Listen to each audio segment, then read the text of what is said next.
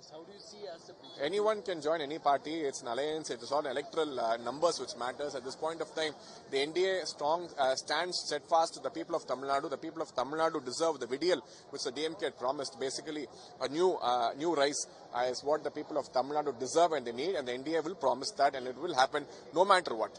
Last one question. On Udayanidhi Stalin today, Deputy Chief Minister says we never allow Hindi to the third language. Mainly, we will only go down with these two language policies in any matter, whatever happens. First, ask him to stop this teaching of Hindi in the schools owned by the DMK members. Without able to curb that, it is just like how his father had promised that he'll bring about prohibition.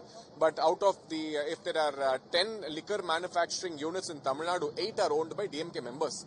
And when this question was asked, he said when the TASMAC shops are closed, automatically the liquor manufacturing industries will be shut.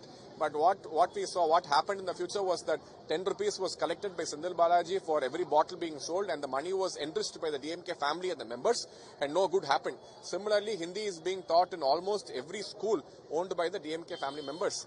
At this rate, how are you going to stop Hindi from being taught in Tamil Nadu? In fact, Tamil Nadu has the highest number of people who are joining the Hindi Prachar Sabha for learning a third language. The new education policy brings about the third language formula, which is essential in today's day and time for the betterment of the people, for the betterment of the youth. Every parent wants their children to learn three languages, and this political stunt by Udayanidhi Stalin will not be able to sell in this particular election. Thank you so much.